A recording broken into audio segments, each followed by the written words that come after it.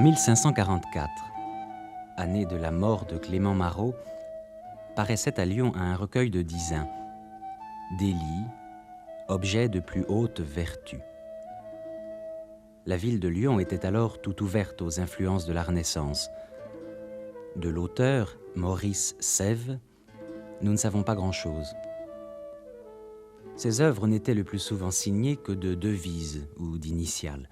D'autre part, il semble que l'œuvre entière de Sèvres ait sombré dans un oubli total du XVIIe au XIXe siècle. Tout se passe comme si Sèvres avait lui-même, toute sa vie, tenté de se retrancher derrière ses écrits avec une pudeur discrète, pour ne laisser de lui que la seule chose qui comptât à ses yeux, ses textes. Sans doute fut-il à cet égard profondément lyonnais, dans cette capitale du tissage et de l'imprimerie, où tout ce qui est lié à la texture, qu'elle soit matérielle ou abstraite, n'est pas innocent. De ses écrits, nous retiendrons surtout son microcosme et 7 délits qui font de lui le précurseur génial et original de la révolution poétique tentée par Ronsard et la Pléiade. Cependant, malgré les nombreux mystères qui entourent la vie de Sèvres, il est un épisode qui a pu parvenir jusqu'à nous. En effet, on dit qu'en 1533, alors qu'il étudiait à Avignon, on aurait demandé à Maurice Sèvres de rechercher l'emplacement du tombeau de Laure de Noves, l'égérie de Pétrarque, l'épouse du duc de Sade. On peut imaginer l'importance de cet épisode dans le pétrarchisme de la Pléiade. Vous trouvâtes au couvent de Saint-François, dans la chapelle de la Sainte-Croix, la première à main droite, fondée par la maison de Sade, une grande pierre sans aucune lettre ni aucun signe inscrit, sauf 2 écus d'armes effacés par le temps. On voyait pourtant une rose figurée au-dessus des écus, et, vous informant auprès des religieux de qui c'était le tombeau, ne pouvant rien tirer d'eux de sûr, le révérend vicaire qui était là le fit ouvrir. On ne trouva d'abord que de la terre avec des vestiges d'ossements, une mâchoire entière, et auprès d'elle une boîte de plomb liée d'un fil de cuivre. Vous l'ouvrîtes aussitôt, pour y trouver une feuille pliée et scellée de cire verte, avec une médaille de bronze, sans autre figure qu'une dame très menue d'un côté et rien au revers. La dame faisait mine d'écarter sa robe de ses 2 mains sur la poitrine, et autour d'elle il n'y avait que 4 lettres, M, L, M, I. Chacun s'ingénia à en chercher la clé. Et il advint que votre seigneurie s'approcha et, sans rien garantir, proposa l'interprétation suivante. Madonna Laura morta Iace. La feuille dépliée, on trouva à l'intérieur un sonnet, difficile à lire parce que les lettres écrites sur les plis étaient effacées par le temps. On vous l'a remis en main pour voir si vous pourriez tout déchiffrer. Jacqueline Risset, vous êtes enseignante à l'Université de Rome et vous avez publié aux éditions Bulzoni, en français, L'anagramme du désir, qui est un important essai sur la Délie de Maurice Sèvres. Même aujourd'hui, Sèvres reste un poète encore mal connu, n'est-ce pas ? Maurice Sèvres est quelqu'un d'assez mystérieux. C'est un des rares poètes de son époque sur lequel on ait très peu de documents, dont la vie reste assez mystérieuse, liée à quelques épisodes, dont un épisode dont on ne sait pas s'il était une supercherie ou non. Et un épisode qui a une signification extrêmement profonde pour son œuvre. C'est-à-dire que chez Sèvres, ce qui est intéressant, ce qui est fascinant à la lettre, c'est que tout ce qu'il regarde, tous les documents qu'on possède sur sa vie, sont des documents qui sont directement reliés à l'acte d'écrire. Comme si Sèvres avait voulu lui-même effacer tout ce qui n'a rien à voir avec le point central de sa vie, c'est-à-dire la poésie et le fait d'en faire de la poésie. Or, l'épisode auquel je faisais allusion, c'est le fait que Sèvres aurait retrouvé à Avignon le tombeau de Laure de Noves. Il y a des documents qui sont d'ailleurs possédés par la famille Sade de ces retrouvailles. Et Sèvres aurait retrouvé ce tombeau de Laure et aurait trouvé un manuscrit mystérieux dans ce tombeau. Ce qui nous situe tout de suite dans une atmosphère qui est l'atmosphère de la Kabbale. Alchimique, proprement Oui, dit. la tabula smeraldina qui a été retrouvée dans le tombeau d'Hermès Trismégiste, Trismégiste. dans le dit tombeau du dit Hermès Trismégiste. Et donc, même dans cet aspect de supercherie savante, de supercherie érudite, mise à l'intérieur d'un mythe, d'une espèce de culte de la part de Sèvres, un culte de Pétrarque et de l'or, qu'on a un des seuls éléments sur la vie de Sèvres. Par ailleurs, on sait qu'il a vécu à Lyon au XVIe siècle, qu'il appartenait à une famille bourgeoise, qu'il avait peut-être une cléricature, mais c'est à peu près tout. Et que probablement il a aimé la poétesse Pernette du Guillet, qui apparaîtrait dans ses vers sous le nom mythologique de Délie. Il s'inscrit directement dans ce qu'on a appelé l'école lyonnaise. Oui, on le définit en général comme le chef de cette école lyonnaise, qui est un lieu de poésie extrêmement dense et extrêmement riche, qui est effacé dans la tradition scolaire française par l'école qui suit immédiatement et qui est la Pléiade. Mais c'est une école qui possède des traits qui nous permettent de concevoir une vision pour nous beaucoup plus riche et beaucoup moins, disons, moderne au sens restrictif du terme que ce que nous savons de la Pléiade. Je veux dire que l'école lyonnaise est liée de façon directe et sans aucune séparation, sans aucun reni, avec toute la culture médiévale, d'une part, et avec la culture italienne, dans ses aspects aussi les plus directement philosophiques et les plus directement magiques. Et sans qu'il y ait aucune restriction dans cette école lyonnaise d'aucun de ces courants. Mais la poésie de Maurice Sèvres a été occultée pendant un certain nombre d'années. Elle n'a été redécouverte que très tardivement. Oui, c'est même très intéressant, parce que la poésie de Maurice Sèvres semblait déjà très difficile à ses contemporains, presque trop difficile. Ronsard en parle avec admiration, mais avec une légère gêne. Il admire Sèvres et en même temps il le trouve un peu trop difficile. Et déjà, quelques années après que Ronsard et Du Bellay en aient parlé, déjà Sèvres n'apparaît presque plus. 2 ou 3 poètes le nomment encore au XVIe siècle, et puis plus du tout. Et, chose curieuse, il ressurgit à la fin du XIXe siècle, et ceux qui le tirent de l'oubli, ce ne sont pas, comme il arrive d'habitude, des critiques qui en font une redécouverte érudite ou une redécouverte critique proprement, en montrant la valeur directement de ce texte, mais ce sont au contraire, dans son cas, des gens qui en ont fait une espèce de redécouverte instrumentale et négative. C'est-à-dire, c'était Brunetière, en un mot, qui détestait Mallarmé et toute cette école nouvelle qu'il percevait derrière Mallarmé, et qui disait, mais vous croyez ce Mallarmé très original? Pas du tout, il y a Maurice Sèvres, qui est un Mallarmé du XVIe siècle. Donc tout ça, c'est la même chose. Donc c'est par soustraction à quelqu'un d'autre ou par référent à quelqu'un d'autre que l'on a pu parler de Maurice Sèvres à ce moment-là. Exactement. Et alors, ce qui est intéressant, c'est que la critique de Sèvres, qui s'est développée de façon considérable, surtout dans les dernières années, au fond, a gardé cette origine négative et mallarméenne, même lorsqu'elle est devenue positive. C'est-à-dire que la critique contemporaine est archi-positive sur Sèvres, et toujours par identification à Mallarmé, à ce moment-là, de façon positive, mais comme si on n'arrivait pas à percevoir jusqu'au bout et directement le Sèvres du XVIe siècle. C'est-à-dire que la critique contemporaine, finalement, s'inspire de notre propre attitude devant la littérature, devant notre propre manière d'appréhender et d'aborder un texte. Et peut-être qu'elle aurait besoin aussi de se réimprégner du vécu et de ce que cela signifiait que le texte écrit à cette époque. Oui, en effet, la critique contemporaine, même la critique la plus hardie, la plus armée d'instruments différenciés, projette certainement des critères du XXe siècle. Mais ça, à mon avis, c'est permis, pourvu que les critères soient rigoureux, pourvu qu'il y ait une certaine cohérence de ces critères et même de cette projection.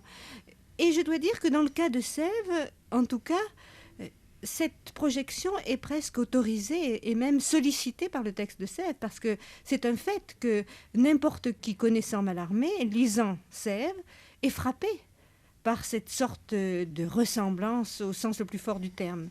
Il y a certains tours de Mallarmé qui sont des tours archaïques, mais qu'on ne retrouve nulle part, comme dans le texte de Sèvres, avec cette violence et avec cette force. Et il y a cette sorte de présence d'un texte qui presse sur le lecteur, avec l'impression d'un secret à percer que Mallarmé crée intentionnellement, lorsqu'il laissait percevoir à son lecteur que même le sens d'une poésie n'était que la superficie de cette poésie, qu'il fallait aller au-delà. Eh bien, on a exactement la même sensation en face d'un texte de Sèvres, ce qui est rare, devant un texte poétique, même des textes poétiques les plus récents et les plus élaborés.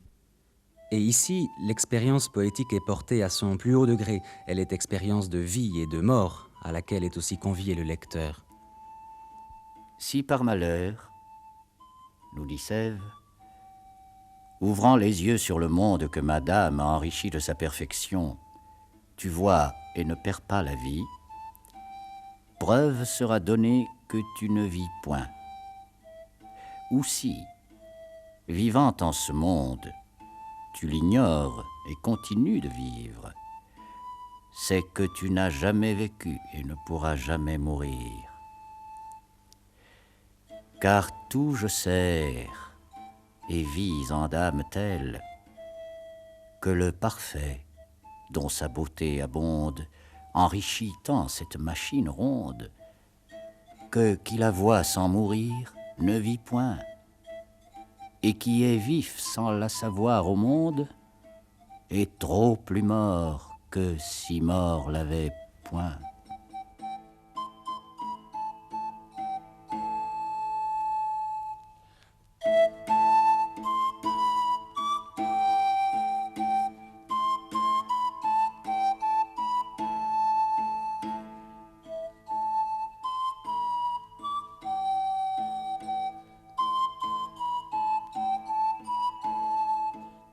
Notons bien qu'ici, la mort n'est pas cette interruption ultime de nos fonctions biologiques, mais elle est la mort de l'âme, le sommeil de l'esprit. Car Sèvres estime qu'avant d'être éveillé par l'amour, il était en sommeil, mort à lui-même. Désormais, il lui faudra livrer un dur combat pour lutter contre l'oubli et maintenir le passé et son souvenir dans un présent éternel, maintenir à ce point le souvenir de cet éveil que la mort soit exclue à la fois de la vie et de la mort elle-même. Et si la mort, quelque temps, perd son âge pour de rechef vivre immortellement, c'est qu'elle, vive, a vécu tellement que par trépas ne mourra désormais, afin qu'au mal qui croit journellement, toujours mourant, je ne meure jamais.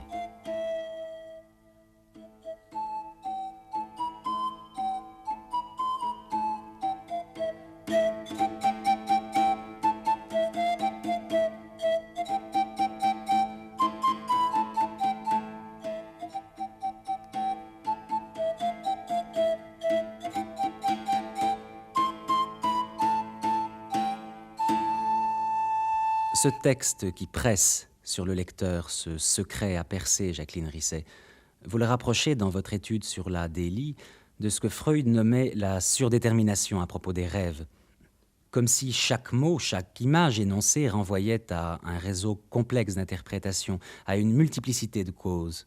Est-ce que vous pourriez développer cette idée ?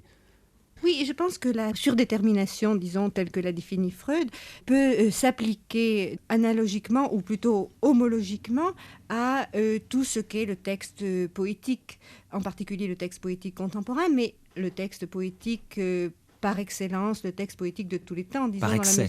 Oui, il y a un excès poétique, disons, qui existe un peu dans tout texte poétique par définition, puisque le texte poétique est la mise en jeu de tous les éléments du langage, la réévaluation de tous les éléments du langage, quels qu'ils soient, selon l'expression de Jacobson. Et par conséquent, l'effet de surdétermination existe dans tout texte poétique. On le perçoit d'une façon menaçante, je crois, parce qu'il y a une espèce d'excès de la perception, c'est-à-dire on est amené à franchir un seuil de la perception supportable en poésie.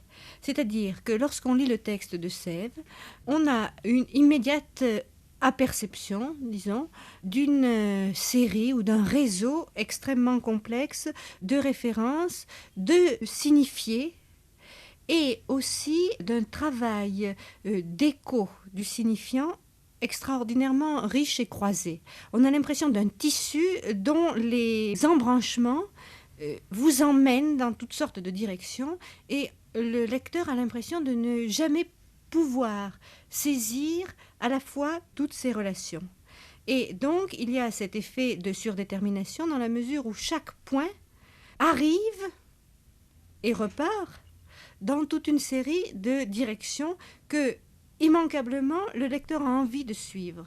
C'est-à-dire qu'aucun texte, peut-être comme celui de Sèvres, ne produit l'effet dans le lecteur de l'impression d'un secret à découvrir sous le texte poétique.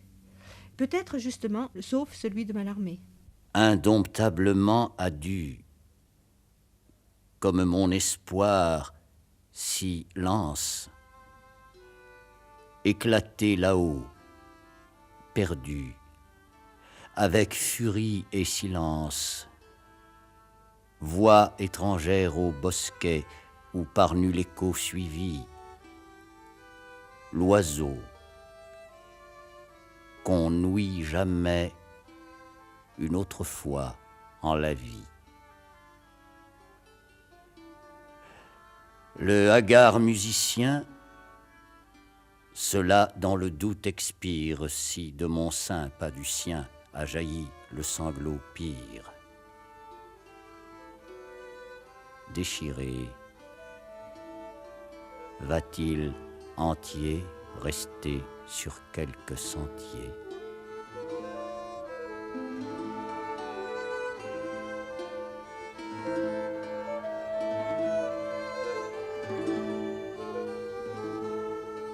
Délie n'est pas à lire comme une ode banale où le poète se contente de versifier pour y louer une dame.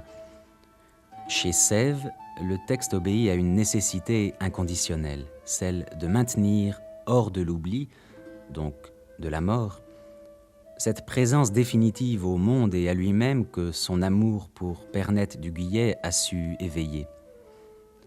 Délie, c'est la dame aimée de Sèvres, mais c'est aussi son œuvre, c'est aussi son âme.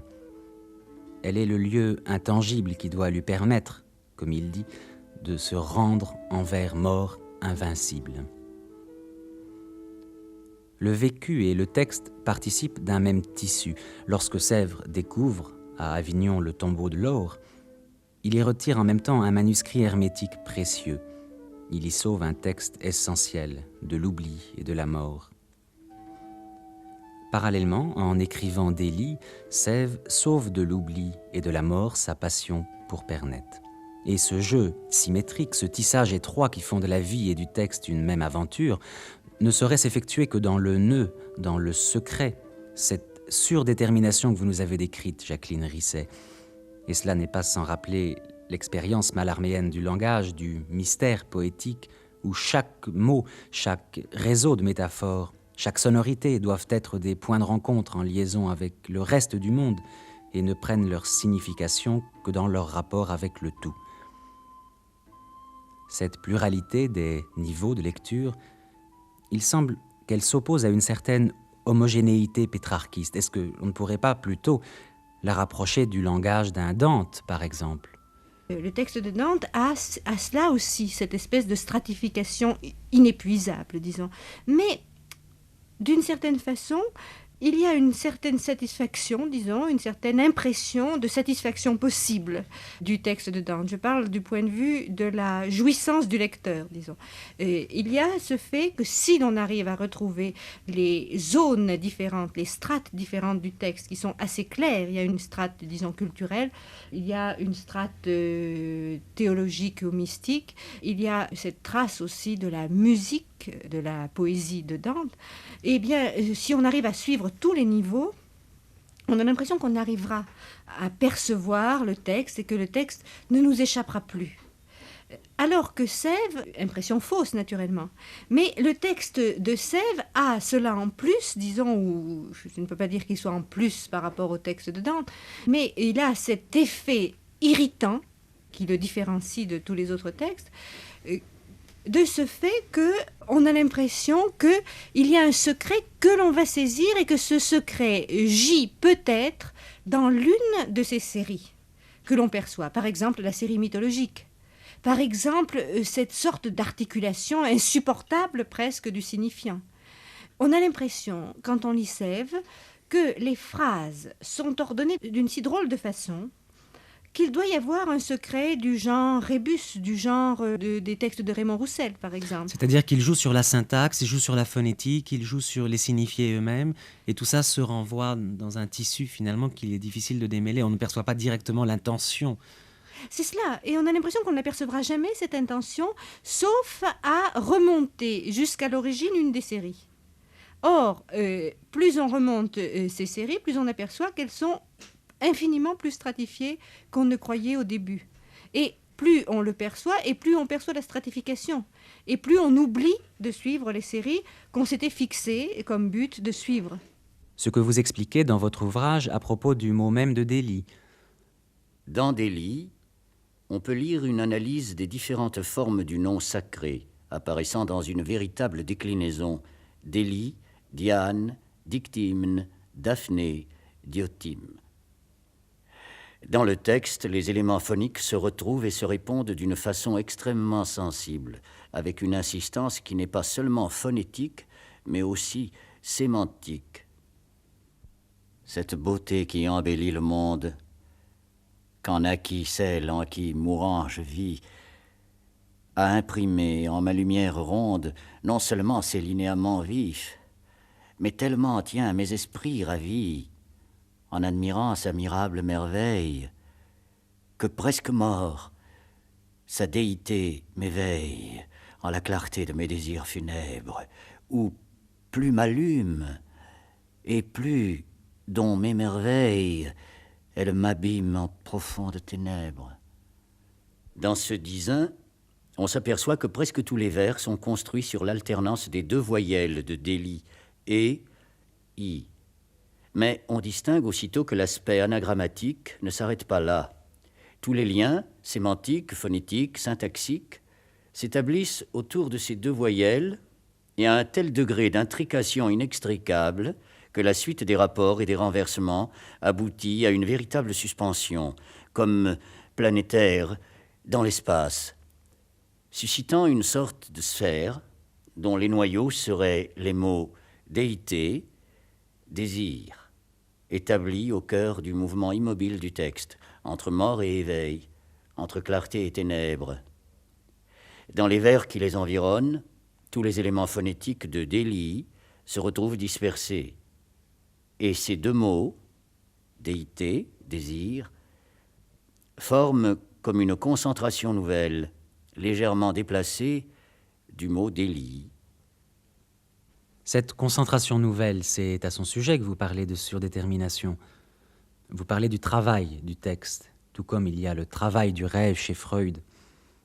C'est d'ailleurs une notion que toute la théorie textuelle contemporaine a reprise, mais il semble que chez Sève, ce ne soit pas du tout métaphorique. D'ailleurs, Sève emploie le mot « travail » au sens où il existait à ce moment-là, c'est-à-dire comme torture et comme effort renouvelé. Le travail indique le tourment amoureux, la mort renouvelée, la formulée de Sève. Mais ce travail est aussi celui de l'élaboration du texte, l'effort d'écriture. Là, l'écriture et l'amour se rejoignent dans une sorte de souffrance qui n'est pas une souffrance malheureuse, mais une souffrance liée au désir, qui est due à l'intensité du désir dans le texte. Ce travail par le texte et ce travail amoureux s'articulent aussi dans un dialogue entre un je et un tu. Il y a réciprocité, dialogue entre Sève et la femme qu'il aime. Alors, je me demande si Sève est vraiment un amoureux platoniste. Bien sûr, certains ont vu dans Délit l'anagramme aussi du mot « idée », comme si la femme aimée n'était qu'une abstraction que l'on ne pourrait pas rejoindre. Mais peut-on dire que Sève est véritablement un pétrarchiste et un platoniste ? Maurice Sève est un pétrarchiste et un platoniste par excellence. En même temps, il serait faux de le saisir à travers cette grille qui est toujours une grille réductrice pour une mentalité comme la nôtre qui, bien qu'elle se sente tout à fait du XXe siècle, est en fait encore tributaire de toute une série de catégories du XIXe siècle. C'est-à-dire l'originalité, la sincérité, la spontanéité et toutes ces belles qualités qui définissent uniquement, disons, et de façon absolument massive, compacte et sans aucune dialectique, notre façon encore, malgré tout, de percevoir à un certain niveau la poésie. Eh bien, chez Sèvres, le fait d'être pétrarchiste, le fait d'être platoniste, non seulement ne l'empêche pas d'être original, entre guillemets, pour employer cette catégorie chère à Sainte-Beuve, mais encore, d'une autre façon, je dirais que il pousse peut-être le fait d'être pétrarchiste et le fait d'être platonicien à un tel degré que ces catégories même se renversent. Je veux dire qu'il applique une sorte de pétrarchisme total. C'est-à-dire que non seulement il se contente d'imiter Pétrarque, mais il va au-delà, il le traduit, il le presse dans une sorte de volonté de le détruire, disons, lorsque une sorte d'admiration ou de reprise est poussée jusqu'à sa limite, on a l'impression qu'elle détruit en quelque sorte l'objet même de son désir. Disons, il est certain que Pétrarque est objet de désir de la part de l'écrivain Sèvres, de la même façon que Delille est objet de désir de la part du poète amoureux Sèvres. Il faut peut-être rappeler ici ce en quoi consistait le pétrarchisme à cette époque-là, c'est-à-dire à la fois la part d'imitation qu'il fallait faire par rapport au modèle, Oui. et en même temps l'intervention de l'inspiration personnelle et de la subjectivité, de l'affectivité du scripteur. Oui, bien sûr. Bien, on peut dire que le pétrarchisme est pratiquement à l'origine de toute la poésie Classique. Oui, même de toute la poésie occidentale, même Lamartine, même Baudelaire. Baudelaire, quelqu'un l'a défini comme un pétrarchiste de l'horrible. C'est dire que le modèle pétrarchiste règne sur nous de façon absolument incontrastée. Par opposition, par exemple, à Dante, qui Dante est certainement le plus grand poète de l'Occident, mais il n'a pas de descendance, on peut dire. Il n'y a aucun dantisme dont on puisse parler véritablement. Le modèle pétrarchiste a tout revendiqué. Et qu'est-ce que ça voulait dire ? Ça voulait dire un code très précis, c'était un code d'imitation, et avec une place certainement où c'est la souplesse du code qui a permis aussi sa pénétration, c'est-à-dire qu'il y avait à la fois un code très précis et une souplesse, une accommodation possible, le fait d'insérer une subjectivité qui ressemble ou qui s'éloigne de Pétrarque. Chez Sèvres, on a l'impression qu'il n'y a rien de tout cela, parce que le code est pris, pour ainsi dire, dans son entier. C'est-à-dire que le langage n'est plus réduit à une fonction unique, mais il est pris dans ce que vous nommez d'ailleurs le tissu des ressemblances universelles. Oui, le pétrarchisme pour Sèvres est une façon d'accéder à ce langage universel. C'est-à-dire qu'il établit une sorte de série d'équivalences, de série de modules, on pourrait dire, de base, d'unités de base, qui permettent de tout dire. C'est-à-dire qu'il crée vraiment ce que les linguistes appellent une modélation secondaire, mais à un niveau de totalité complète, ce serait peut-être presque un modèle au niveau triple, disons, parce qu'il découpe vraiment des unités dans ce code qui font que ça lui permet de manier ce langage avec une espèce de renvoi qui peuvent recouvrir absolument la totalité. C'est-à-dire le code pétrarchiste n'est plus une limitation lorsqu'il est pris dans ce tout, mais il y a vraiment une vision globale chez Sèvres, une domination complète de cette tradition. Et je pense à Lautréamont, par exemple, à ce que Marcellin Plénet disait à propos de Lautréamont, du fait que Lautréamont maniait la tradition du roman noir dans son ensemble. Et je crois qu'il y a dans son ensemble qui peut fonctionner par rapport à quelqu'un comme Sèvres et au pétrarchisme. Sèvres est quelqu'un qui dominait, qui maniait, qui possédait cette sorte de code, disons, en tant que code, c'est-à-dire qu'en général, les poètes pétrarchistes étaient en somme possédés par le code. Ils arrivaient à un certain point de cette codification et continuaient à l'appliquer. En toi je vis, où que tu sois absente. En moi, je meurs, ou que je sois présent. Tant loin sois-tu, toujours, tu es présente. Pour près que soit, encore suis-je absent. Et si nature, outragée, se sent de me voir vivre en toi trop plus qu'en moi, le haut pouvoir qui, ouvrant sans émoi, infuse l'âme en ce mien corps passible, la prévoyant sans son essence en soi, en toi les temps, comme en sont plus possibles.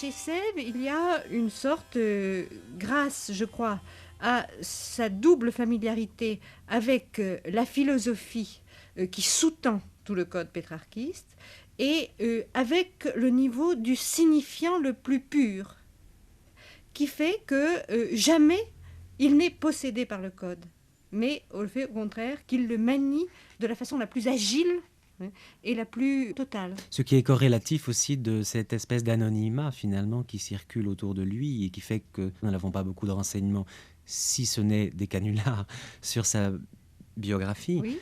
Et c'est une sorte de participation anonyme enfin, à la lecture du grand livre du monde. Oui, en effet, Sèvres participe, peut-être l'un des derniers, à participer totalement à ce grand livre, à cette grande écriture totale, au monde qui précède le monde de la représentation. Et par conséquent, dans lequel il y a cette sorte d'effet de la correspondance entre les choses totale, ce qui fait que toute chose lie une autre chose, et qu'il y a ce que Foucault a appelé la lecture des signatures dans le texte qui est le texte du monde. Et par conséquent, il y a un parcours qui n'est jamais arrêté. Il y a une espèce de déchiffrement continu, constant, et le lecteur du XXe siècle, qui est sorti, lui, maintenant de la littérature dite de représentation, peut retrouver justement ce genre de texte. Oui, précisément. C'est une chose qui m'étonne qu'on n'ait jamais assez, il me semble, remarqué qu'il y a pour nous une proximité absolument nouvelle de ce type de texte, précisément dans la mesure où l'âge de la représentation cesse. Et au fond, où il ne fait que cesser, c'est-à-dire que nous en sommes encore tout surpris. Il y a eu cette espèce aussi de bain théorique des années 60, qui était due aussi à cette espèce de vertige, au fond, je crois, d'ivresse, d'être sorti, de se sentir être sorti d'un âge qui était précisément l'âge de la représentation, et dans laquelle il fallait qu'on se le dise, en fait. J'avais l'impression qu'il fallait que tout le monde se répande la bonne nouvelle. On est sorti de l'âge de la représentation. Et justement, dans la mesure où on se sentait sorti de l'âge de la représentation, on se sentait curieusement adulte, sans percevoir ce qu'il y avait aussi de très enfantin et de très frais, finalement, dans cette espèce de volonté théorique totale. Et je crois que, justement, le lecteur, dans la mesure où il était dans cet état, était en mesure de percevoir de façon très fraîche, à son tour, et avec une nouveauté complète, des textes qui précédaient immédiatement, étaient redevenus sensibles, disons, beaucoup plus forts aux textes qui précédaient immédiatement cette sorte de coupure dans la continuité historique.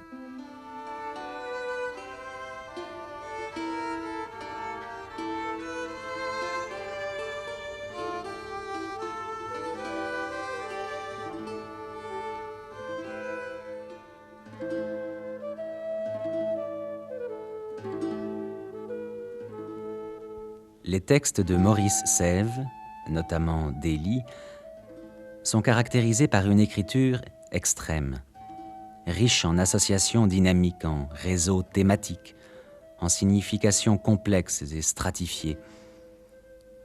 à tel point qu'il semble difficile de séparer le texte de ce qui l'a suscité. La rencontre avec Pernette du Guillet s'est bien déroulée dans un contexte linguistique, social, culturel déterminé. Pour pouvoir lire pleinement cette écriture totale qui se veut texte du monde, il faut aussi tenter d'y déchiffrer comment s'inscrit le monde dans le texte. Or, l'analyse contemporaine, l'analyse structuraliste, s'est implicitement obligée à ne considérer dans tout texte que le texte, hors des sources, des contingences qui ont pu l'engendrer. Cette attitude n'est guère applicable à Delille. Dans votre étude, Jacqueline Risset, vous montrez comment le texte de Sève s'inscrit dans une texture plus vaste, celle des rapports de Sève à l'univers et celle des interrogations qu'il y porte. Est-ce que nous pourrions balayer un petit peu le faisceau des différents types de questionnements qui sont ainsi présents dans le texte de Maurice Sève? Peut-être nous avons été un peu habitués dans les derniers temps à voir uniquement un peu trop le texte comme signifiant pur ou comme... et ça, c'est une tradition, il faut dire, française qui dure, qui s'est redéveloppée d'une autre façon au moment du structuralisme, mais à voir le texte comme une sorte de fleur ahistorique et qui n'a absolument aucun rapport avec aucun type de culture, aucune limitation d'aucun genre. Eh bien, je crois qu'au contraire, dans le cas de Sève, le fait de s'interroger un peu sur la culture qui sous-tend cette écriture ne peut, au contraire, que nous la faire... percevoir de façon plus riche et enrichissante, parce que précisément c'est une culture que nous avons littéralement oubliée et même, on pourrait dire, refoulée, parce que c'est extraordinaire de quelle façon nous avons pris cette attitude qui consiste à croire que la littérature se nourrit exclusivement de littérature, que la philosophie n'a rien à voir avec ça, la science de la même époque, etc. Nous sommes encore un petit peu sous-développés de ce point de vue, malgré les efforts qui se font dans ce domaine maintenant. En effet, je trouve que c'est extraordinaire à quel point nous avons oublié la culture magique et philosophique du XVIe siècle. C'est-à-dire tout ce qui est en rapport avec la culture hermétique, par exemple, et avec toute une tradition qui a à voir avec le néoplatonisme. Mais lorsqu'on parle de néoplatonisme, on n'épuise rien, parce qu'il faut voir à quel point cette philosophie a des aspects extraordinairement stratifiés. Or, par exemple, chez Sève, la présence d'une série de références philosophiques n'est pas quelque chose de hasardé, parce que il est certain, il est visible, il est démontrable que Sève, dans ses poèmes, non seulement imite ou traduit des poèmes italiens de la même époque ou précédents, mais traduit des traités philosophiques. Et ça, c'est quelque chose d'assez rare, parce que il existe aussi, bien sûr, une poésie scientifique, une poésie philosophique dans la même époque. Il y en a chez Ronsard, par exemple. Mais ce qui est intéressant, c'est que Sève, écrivant des poèmes d'amour, traduit dans des poèmes d'amour qui sont incontestablement des poèmes d'amour, tout lecteur le perçoit, eh bien, il traduit des dialogues philosophiques italiens. Et des dialogues philosophiques qui appartiennent à une tradition très précise, c'est-à-dire justement la tradition néoplatonicienne et la tradition hermétique. Comment est perçu l'objet du désir finalement chez Sève? Est-ce qu'il y a une séparation, comme on la rencontre beaucoup dans les périodes juste après, entre l'objet qui est quelque chose d'absolument inaccessible? Est-ce qu'il n'introduit pas, lui, au contraire, la notion de réciprocité qui est vouée évidemment à l'échec, mais où finalement le devenir du désir en lui-même lui permet d'alimenter cette idée de travail dont vous aviez parlé tout à l'heure? En effet, ce qui est très curieux chez Sève par rapport au recueil pétrarquiste de la même époque, c'est qu'il y a un nous. Ce qu'il n'y a jamais dans un recueil pétrarquiste, il y a toujours un je et un elle, ou un je et un tu qui ne fusionnent jamais. Eh bien, chez Sève, il y a un nous, et qui est d'ailleurs métaphorisé dans le texte par la rencontre de la Saône et du Rhône de façon privilégiée, qui est la fusion amoureuse des fleuves, avec une très forte valence érotique.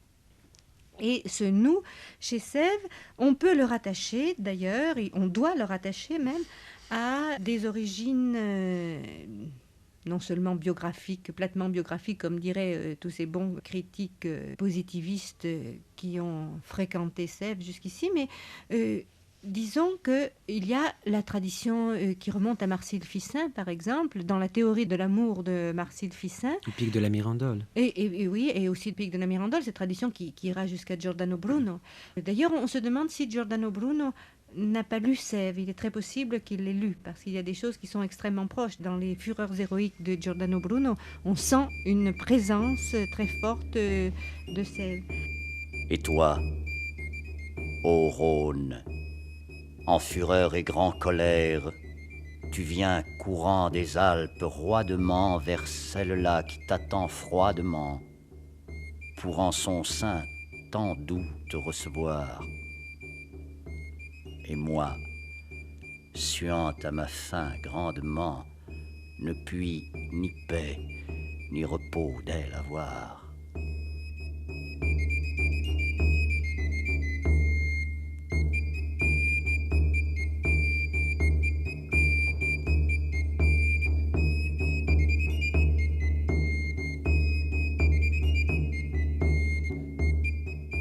Dans votre étude, vous marquez bien comment cette identification au fleuve est implicite. L'image de la fusion des fleuves installe ainsi au cœur de Delhi l'évidence naturelle de la réciprocité.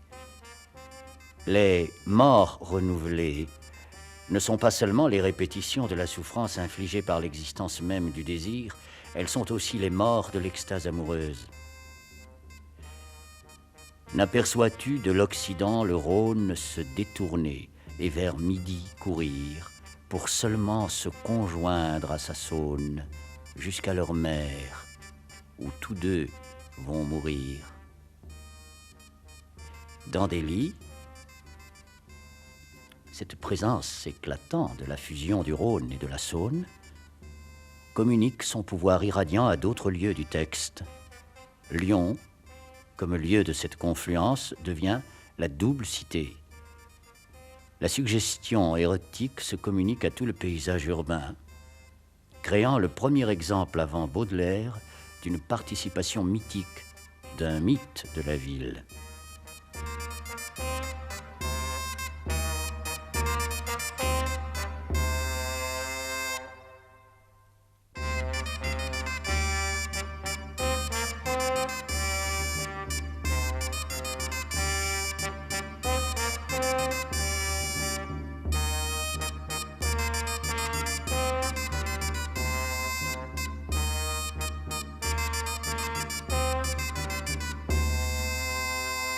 Mais si cette image de la fusion amoureuse représentée par la conjonction de la Saône et du Rhône, qui a lieu précisément à Lyon, où était l'école lyonnaise, n'est peut-être pas innocente non plus, parce que Lyon jouissait d'un statut assez privilégié à l'époque.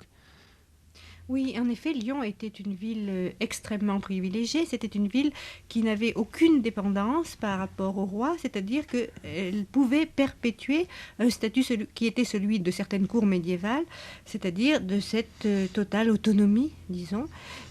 Par ailleurs, c'était une ville riche dans laquelle le capitalisme commençait. Il y avait la grande industrie de la soie qui commençait à se développer. Et puis, il y avait aussi toute une série de courants. Il y avait une grande activité d'imprimerie, puisque toute une série de textes italiens ont été publiés à la fois en italien et en français à Lyon. Et par conséquent, il y avait cette double activité au niveau réel de cette bourgeoisie en plein développement et de cette activité intellectuelle, de ce lien avec la culture italienne en particulier, qui était à son niveau de développement le plus dense, qui faisait que les intellectuels lyonnais se sentaient absolument vivants. Oui, donc absence de dépendance vis-à-vis du roi à Lyon, absence de dépendance vis-à-vis du modèle ou du maître dans le texte sévien. Oui, on peut dire ça, en effet, dans la mesure où Sèvres n'obéissait pas à une sorte de mode ou de vogue ou de code qu'il aurait appliqué passivement. Et par ailleurs, il est certain qu'on retrouve dans le texte de Sèvres certains aspects de philosophie les plus intéressantes du début du XVIe siècle. Je pense en particulier à deux philosophes extrêmement importants, Léon Hébreu d'une part, qui a écrit en italien des dialogues en 1525, et puis je pense aussi à Buell ou Bovillus, qui a, lui, écrit en France et en Allemagne des traités philosophiques très importants. Et naturellement, comme nous n'avons aucun document sur Sèvres, nous n'avons pas de preuve absolue qu'il ait lu ces textes. Pour Léon Hébreu aussi, nous en avons dans la mesure où le disciple préféré, l'ami disciple de Sèvres, Pontus de Thiard, a traduit lui-même les dialogues de Léon Hébreu. Par conséquent, là, il n'y a aucun doute. Pour Bovillus, nous n'avons pas de traces. Mais la précision avec laquelle Sèvres reflète les conceptions fondamentales du De Sapiente, par exemple, de Buell, dans son microcosme, et même dans Delhi, de toutes ces conceptions du développement chez Buell, parle en effet de ce rapport. Oui, cette idée, cette double problématique à la fois d'être au monde et de le dépasser, de participer de la réalité terrestre et de la dépasser en même temps, on retrouve cette attitude chez Sèvres. Et c'est une attitude surprenante parce qu'elle constitue une sorte de nœud contradictoire et en même temps dynamique et actif de sa pensée. Chez Buell, les contacts qui lient l'homme au monde et l'élan qui le pousse à les dépasser forment un tout indissoluble. Et la tâche de l'homme consiste, selon Buell, à penser le monde sensible, c'est-à-dire à transformer le sensible en intelligible, en unissant par sa pensée les deux mondes l'un à l'autre. L'homme, dernier arrivé dans le monde, est l'œil qui voit tout, le miroir en qui tout se reflète. Chaque objet précède dans le temps la faculté cognitive qui lui répond, mais le monde, qui est le lieu de toute chose, est l'objet naturel de l'intellect humain. L'intellect transforme en images et espèces intellectuelles les espèces sensibles qui nous viennent du monde. Les formes des choses, une fois entrées dans l'esprit, sont confiées à la mémoire, qui les conserve comme une possession stable, mais selon un mode d'être nouveau. Ce mode d'être nouveau, c'est précisément l'imagination dont parle Giordano Bruno, l'imagination des fureurs héroïques. Et c'est précisément le rôle de la poésie. C'est en cela que chez Sèvres, poésie et philosophie s'intègrent de façon absolument nouvelle et absolument, je dirais, énergétique. C'est-à-dire que la poésie chez Sèvres n'est pas une illustration de ce que seraient les principes philosophiques, c'est-à-dire le fait que l'homme est Dieu terrestre, et le fait que l'homme est à la fois présent au monde, et la poésie aurait pour fonction de raconter cela d'une façon plus agréable, mais le fait que la poésie s'exerce comme imagination poétique, c'est précisément exercer directement ce qui consiste, ce qui définit la mission de l'homme sur Terre. C'est-à-dire que la mission de l'homme sur Terre, c'est finalement d'être poète, si l'on veut. C'est-à-dire de reprendre tous les éléments du monde en les recréant. Donc il y a une réalisation. Et c'est peut-être aussi un des éléments qui fascine tellement chez Sèvres. C'est-à-dire que la poésie, le secret peut-être de cette espèce de joie affirmative qu'il y a dans la poésie de Sèvres, malgré le tourment, malgré le travail, malgré la souffrance qu'elle exprime, il y a cette sorte de charge énergétique et de satisfaction très profonde et surprenante pour le lecteur d'être en train d'accomplir ce qui est son véritable destin, c'est-à-dire que le destin de l'homme, c'est de faire de la poésie, d'une certaine façon. D'éprouver toute l'intensité du désir et en même temps le revers de la chose, c'est-à-dire toute la valeur de manque qui est présente. Oui, et là aussi, ce n'est pas un hasard que l'on trouve chez Léon Hébreu, cette fois, des formulations tout à fait surprenantes, tout à fait précises du désir, lorsque Léon Hébreu explique le désir par le manque. Le désir est toujours manque de l'objet, même dans la coïncidence avec l'objet, même dans la fusion, même dans la possession. C'est-à-dire, Léon Hébreu explique toujours le désir comme tension vers l'objet, tension liée au manque, et ce manque ne vient même pas à manquer lorsque la réalisation s'effectue, lorsque la possession de l'objet a lieu. Parce qu'il y a toujours un manque qui se perpétue dans le désir. Tant que le désir vit, il y a ce manque qui est à sa racine. Et chez Sèvres, il y a donc cette sorte de plénitude et de manque perpétuel du désir qu'il décrit, et je crois qu'il n'y a peut-être pas de formulation poétique aussi précise et aussi intense de cette essence du désir. Au fond, on peut voir aussi tout le poème de Sèvres, d'Élie, comme une définition du désir. D'Élie, d'ailleurs, d'Élie, c'est une espèce d'anagrammatisation approximative du mot désir. Si le désir, image de la chose que plus on aime, est du cœur, le miroir, qui toujours fait par mémoire apparoir celle où l'esprit de ma vie repose. À quelle fin mon vain vouloir propose de m'éloigner de ce qui plus me suit?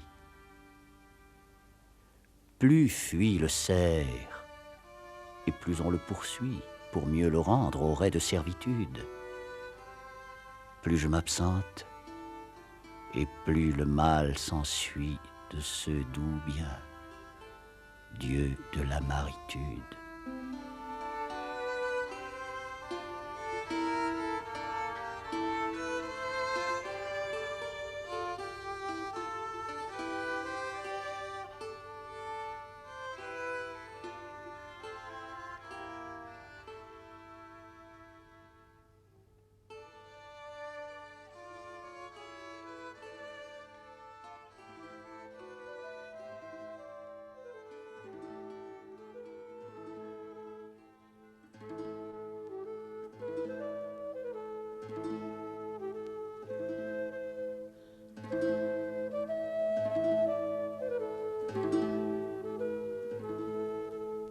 L'anagramme du désir. Tel est le titre que vous donnez, Jacqueline Risset, à votre essai sur la délie de Maurice Sèvres. Et je vois dans cette formule deux pôles autour desquels a pu s'organiser la quête de Sèvres. Le pôle de l'élévation et de l'accès à la connaissance, celui aussi de l'approfondissement de l'expérience amoureuse. Mais tout se passe comme si, dans Délie, Sèvres ne savait accéder à la purification, à l'essence de la connaissance et de l'expérience amoureuse, qu'à travers une complexification croissante. Il y a dans son travail, qui est une volonté aussi, j'allais dire une volupté, de déchiffrer le tissu, le texte du monde, il y a l'idée que cela ne saurait se faire qu'au prix d'une hiéroglyphication progressive dans son texte. L'accès à la connaissance, charnelle et spirituelle, ne s'effectue que par un approfondissement du secret.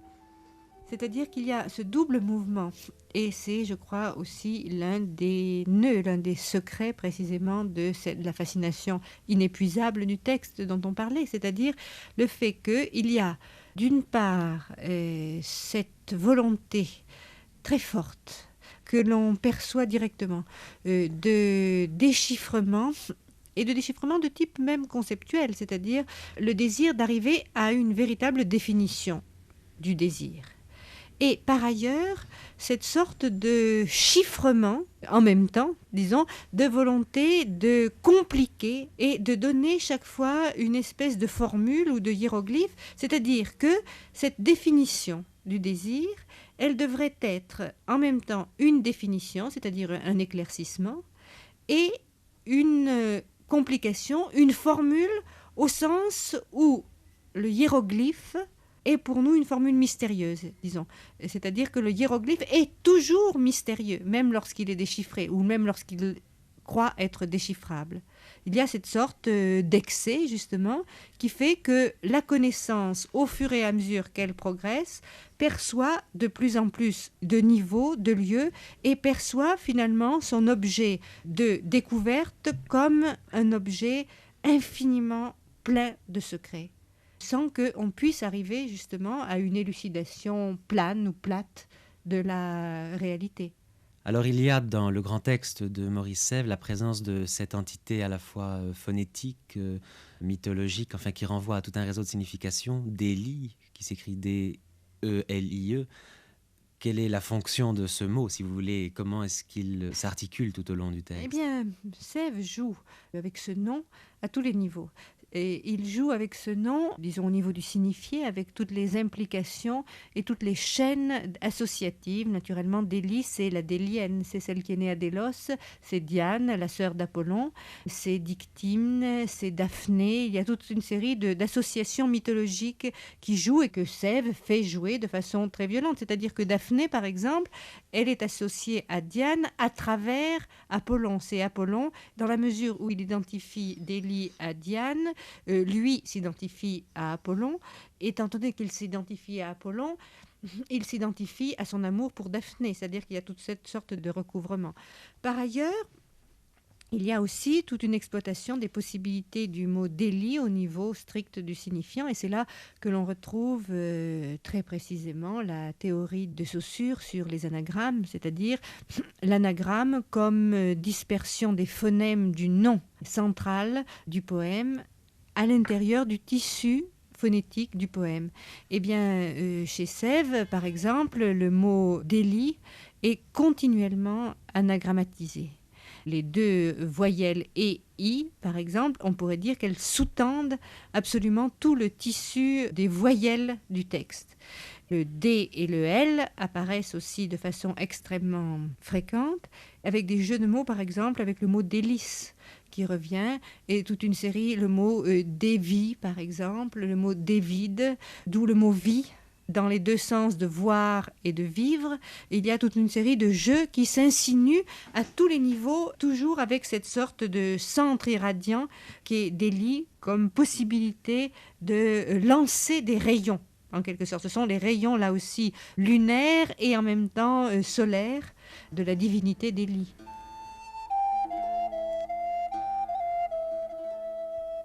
Comme Hécate, tu me feras errer, et vif et mort, 100 ans parmi les ombres.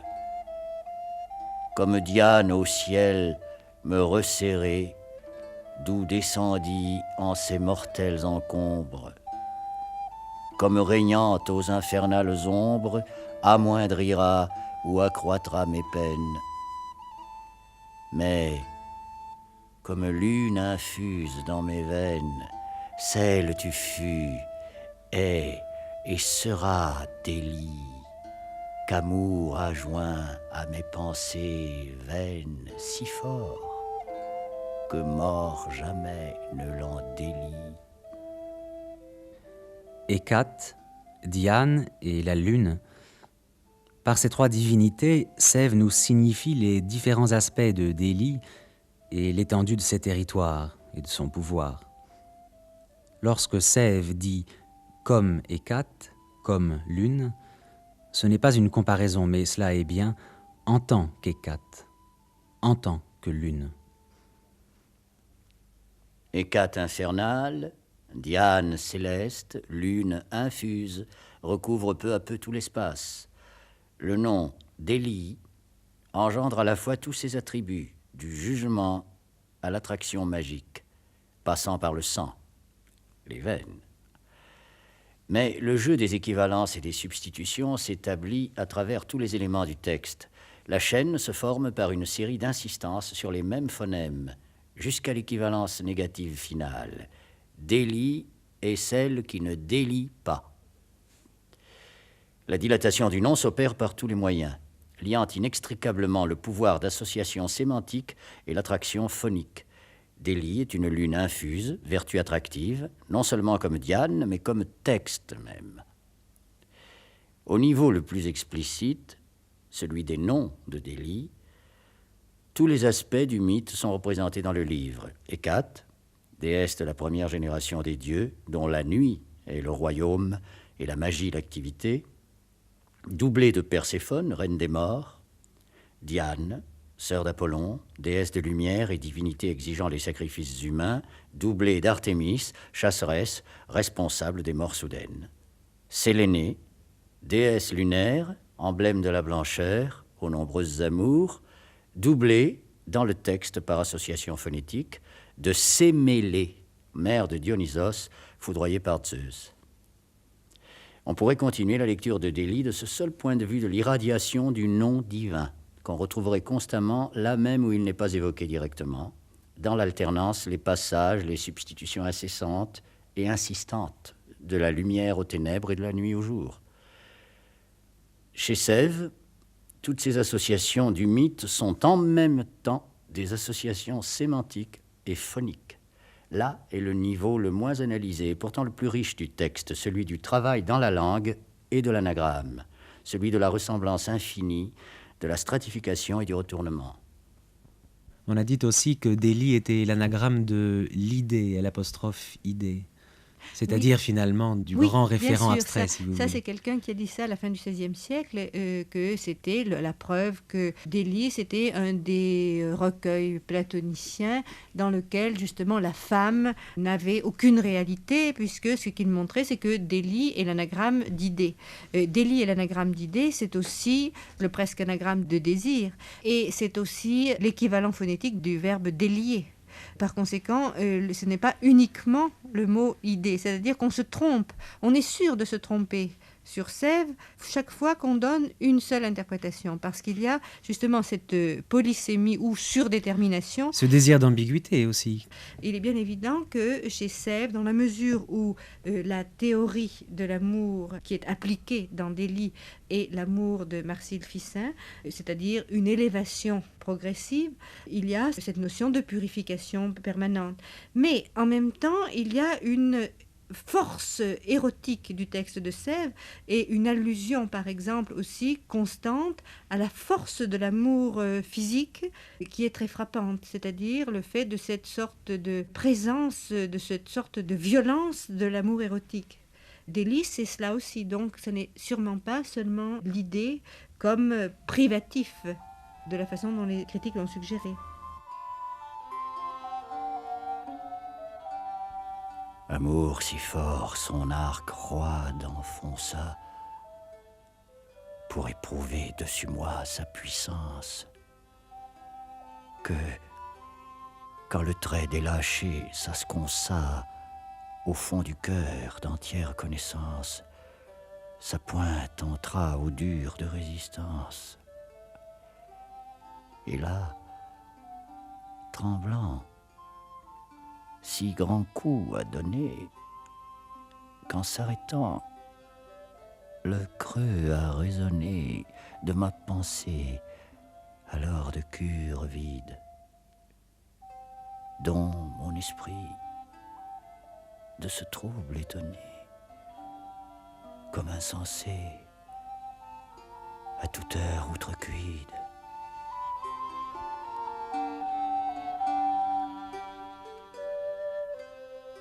Seul avec moi, elle avec sa partie, moi en ma peine, elle en sa molle couche. Couvert d'ennui, je me vautre en l'ortie, et elle, nue, entre ses bras se couche. Ah, lui indigne, il la tient, il la touche, elle le souffre, et comme moi robuste, viole amour par ce lien injuste que droit humain et non divin a fait. Ô sainte loi à tous, fort à moi, juste, tu me punis pour elle avoir méfait.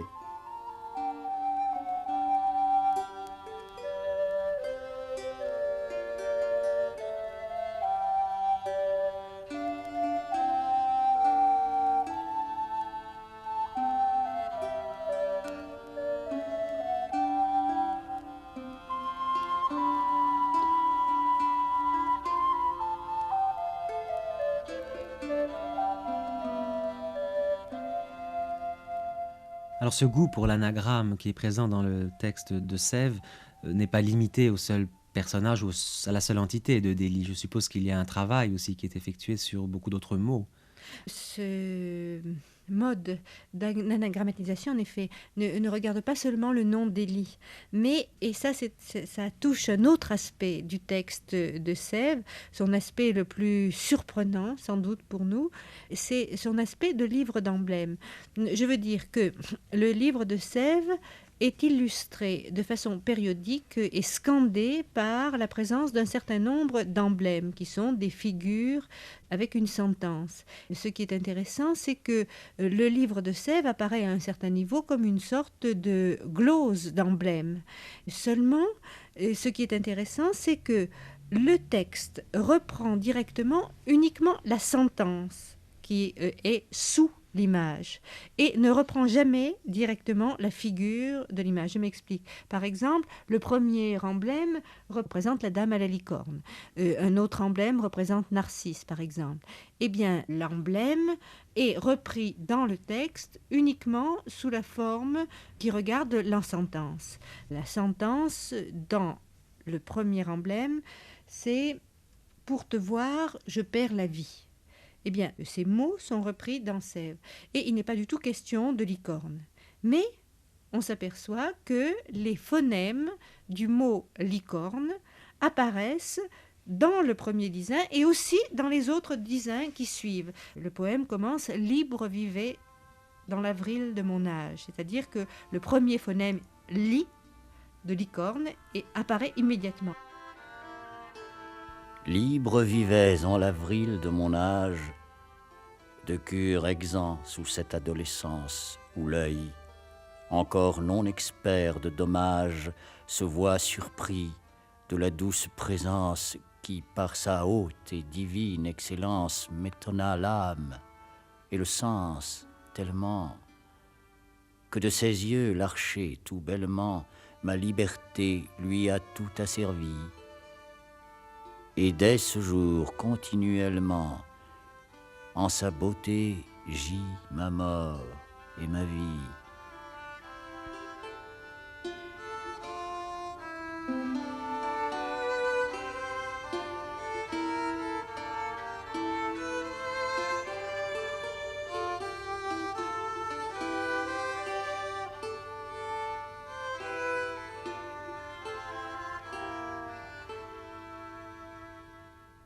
De la même façon, et ça de façon très très forte, très frappante, sous l'emblème qui représente Narcisse, dans lequel il est dit « à ces mœurs qui en vain aiment ». Eh bien, ces mots sont repris, comme d'habitude, et selon la règle, dans le poème, et Narcisse n'est absolument pas nommé à cet endroit du texte, mais les phonèmes du mot Narcisse sont disséminés de façon très violente. Or, cette force de l'anagrammatisation apparaît à un autre moment, par exemple, lorsqu'il y a un autre emblème, ce qui celui-là n'est pas du tout mythologique, qui représente la femme qui file la laine. Et l'emblème a ce titre, qui est un titre qui remonte à la première édition de Delhi, donc le titre que connaissait Sèvres, la femme qui dévide. Eh bien, curieusement, ici, alors que dans les autres emblèmes qui représentent des réalités quotidiennes, c'est-à-dire dans lesquels il n'y a pas un nom mythologique qui suscite cette force d'anagrammatisation, on n'observe pas d'anagrammatisation dans les autres. Dans celui-ci, au contraire, le mot « dévide » est constamment anagrammatisé dans les dizains qui suivent. Dans la mesure où il est peut-être proche du mot délit. C'est cela. Il y a ce secret, là aussi, dans cette dispersion phonétique.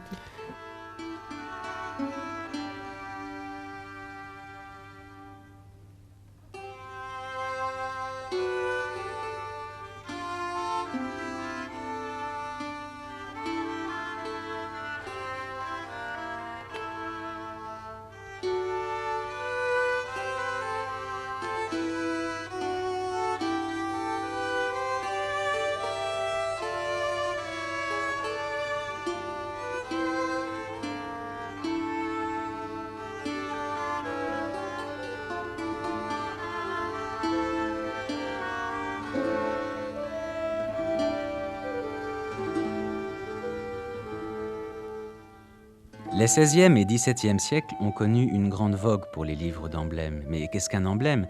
C'est une figure, une image accompagnée d'une sentence.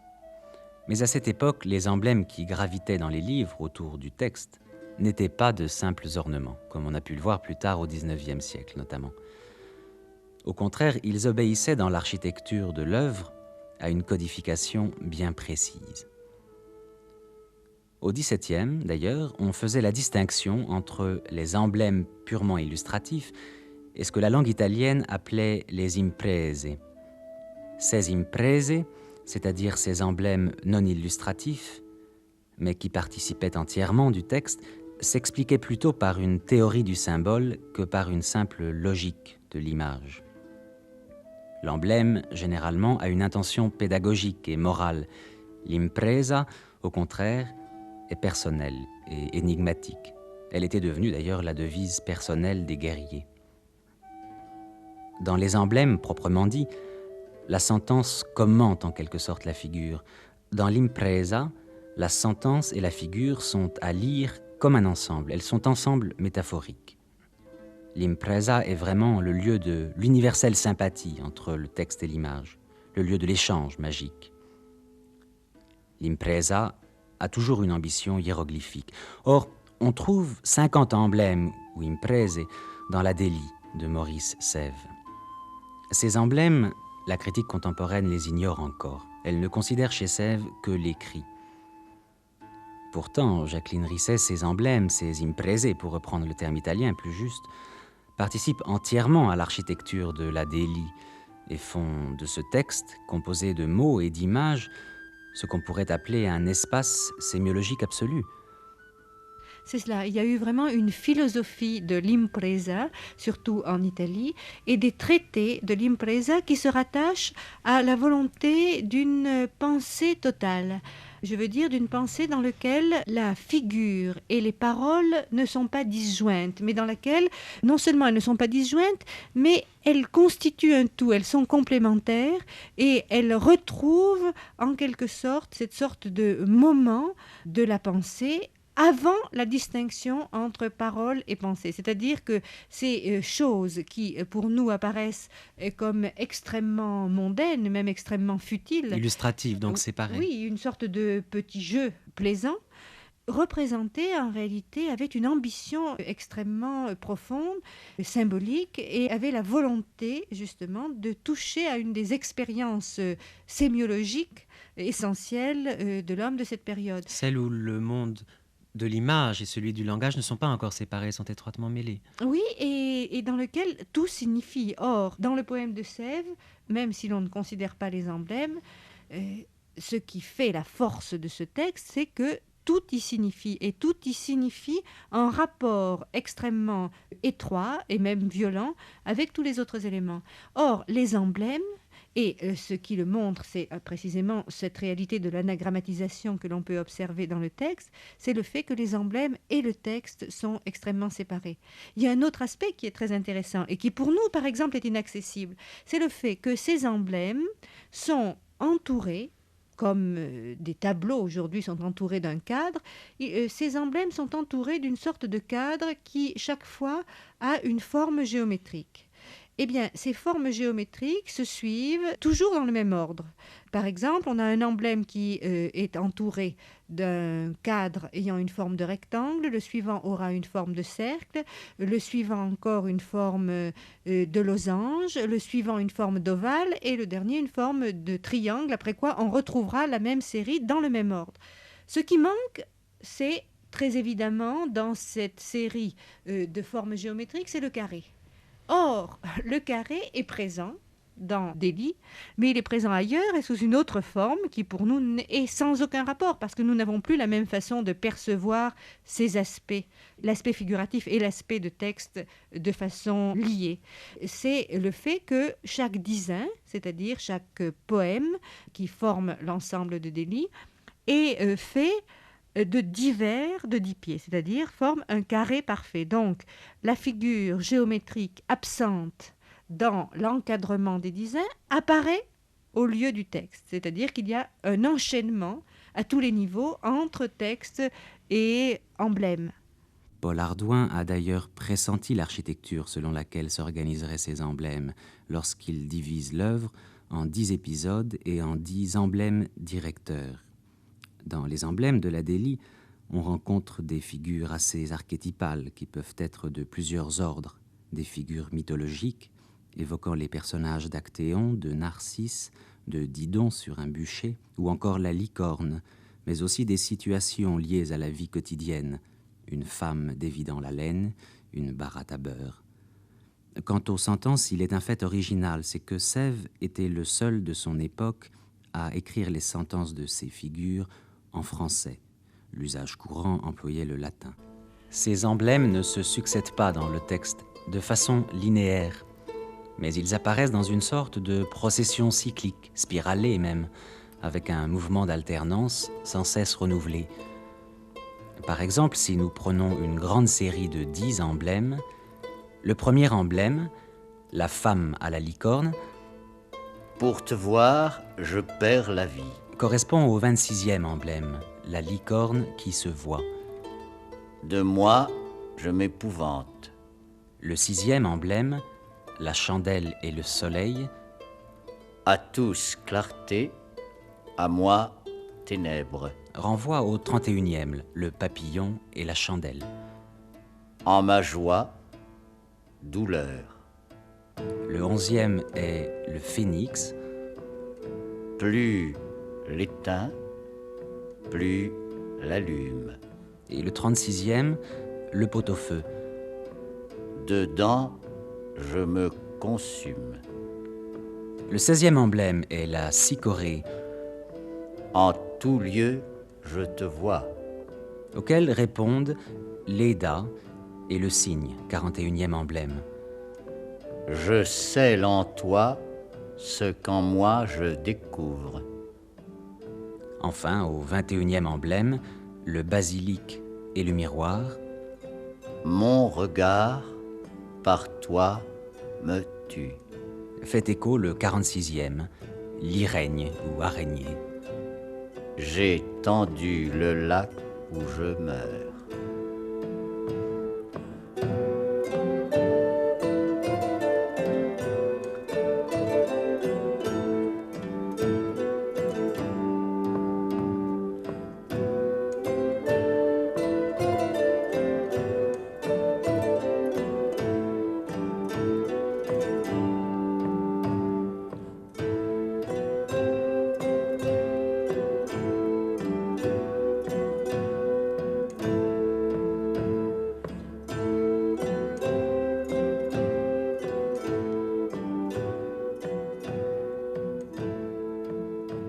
Est-ce qu'il n'y a pas aussi toute une organisation numérologique qui est très présente dans l'organisation du texte sévien? Ah oui, c'est très curieux parce que les emblèmes apparaissent dans le texte de Sèvres à des places précises et déterminées.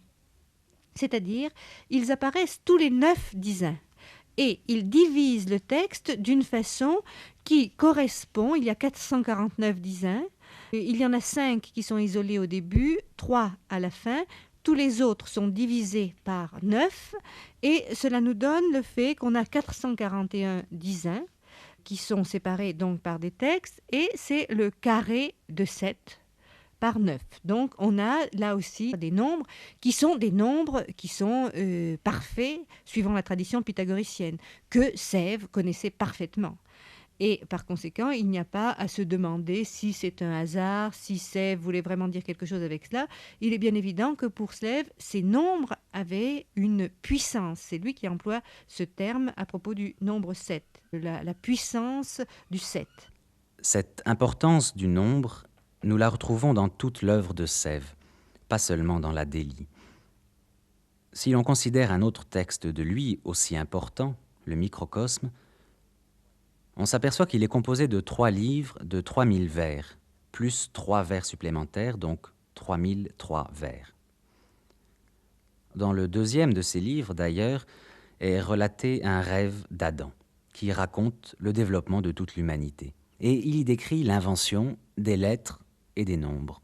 Ces deux régions, ces deux territoires du mot et du nombre sont si liés qu'on a affaire là à de véritables nombres-paroles.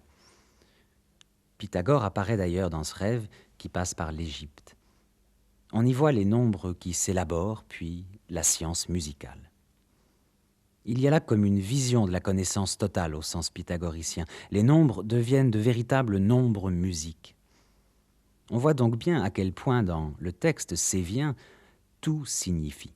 Le texte, sa composition en dizains, les emblèmes et leur répartition dans le texte, la géométrie des corniches ou cadres qui entourent les figures des emblèmes, l'anagrammatisation des sentences emblématiques dans les dizains qui les suivent, la disposition numérologique selon laquelle tout cela s'organise, bref, le texte-image se double d'un texte-nombre, des nombres véritablement qualitatifs et symboliques.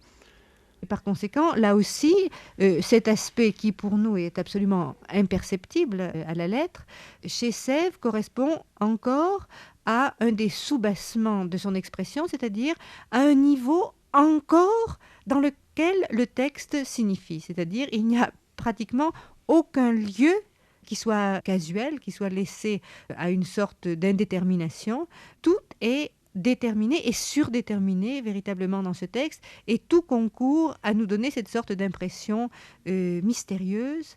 L'allusion d'ailleurs chez Sèvres est présente dans des lits à l'Égypte. On a le détail, le compte-rendu d'une conversation que Sèvres a eue avec d'autres savants ou des amis lyonnais, et dans lequel il avait étonné les autres lyonnais moins cultivés, disons, que lui, en leur expliquant que l'Égypte était l'origine de tout savoir, selon la tradition hermétique, et que ce n'était pas du tout les Grecs, comme croyaient les autres Lyonnais, et que l'Égypte était vraiment la terre de la connaissance par excellence. Et en effet, Pontus de Thiard aussi a cette conception de la sainte doctrine égyptienne, c'est-à-dire qui passe par Philon d'Alexandrie, etc., et dans lequel tous les nombres en particulier sont chargés d'une valeur magique extrêmement forte. Donc le texte de Sèvres est un lieu finalement complètement ouvert, puisqu'on y voit à la fois une organisation thématique, musicale à travers la phonétique, Oui.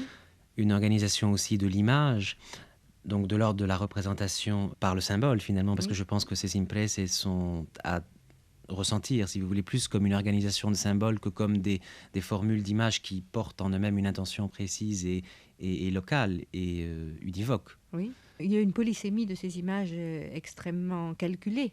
C'est-à-dire que aussi le sens de l'image n'est pas isolé, il doit être lié avec la sentence. Et le poème ne fait que expliciter ni finalement la sentence qui est reprise clairement, ni l'image, mais le rapport entre l'image et la sentence, c'est-à-dire que Sèvres réalise par ce biais aussi, par le biais de l'emblème, la fonction de la poésie qui consiste à être un lieu métaphorique absolu. C'est-à-dire que là, il suffit que un élément soit pris dans le texte pour qu'il soit immédiatement métaphorisé. C'est-à-dire il y a une métaphorisation constante de tout élément qui vient à tomber dans le texte. C'est-à-dire qu'aucun élément ne peut échapper à cette sorte de mouvement qui est plus fort que tout. Il y a une sorte de puissance métaphorique qui est fascinante parce qu'on la voit vraiment en action. On a vraiment sous les yeux la puissance métaphorique en action vraiment chez Sèvres. Si tu t'enquières, pourquoi sur mon tombeau l'on aurait mis deux éléments contraires, comme tu vois être le feu et l'eau, entre éléments les deux plus adversaires. Je t'avertis qu'ils sont très nécessaires pour te montrer par signes évidents que si en moi ont été résidents larmes et feux, batailles âprement rudes, qu'après ma mort encore si dedans je pleure et brûle pour ton ingratitude.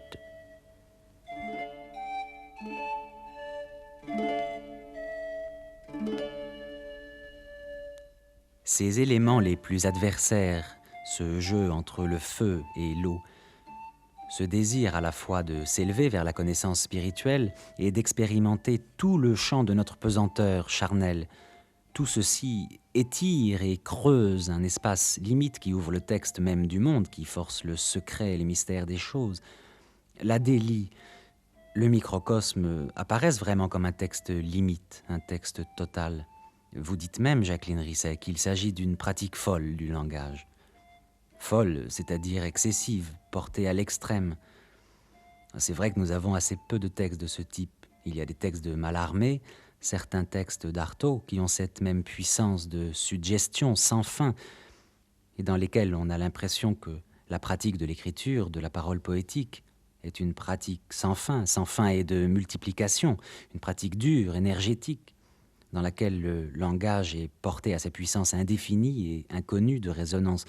Il y a là quelque chose qu'on ne saurait pas bien définir, mais qui irradie absolument, qui irradie au prix de ce que Sèvres appelle lui-même les morts renouvelés, qui sont à la fois la dureté du travail poétique, poétique au sens large, c'est-à-dire dans l'élaboration de son texte et dans sa vie même, mais aussi les répétitions de la souffrance qu'implique le désir, jamais totalement comblé, les morts aussi de l'extase amoureuse. Et vous dites au sujet de l'ultime devise qui clôt le texte de Delhi, souffrir, non souffrir, qu'il s'agit là d'une contradiction apprivoisée, harmonisée, dissoute. Elle exprime la coexistence des contraires à l'état pur, et exprimée ainsi, elle se pose comme affirmation totale de notre destinée. Non, de Vénus les ardents étincelles, et moins les traits desquels Cupidon tire, mais bien les morts qu'en moi tu renouvelles, je t'ai voulu en cette œuvre d'écrire. Je sais assez que tu y pourras lire ma terreur. Amour, pourtant, les me voyant écrire, en ta faveur, les passa par ses flammes. Souffrir, non souffrir.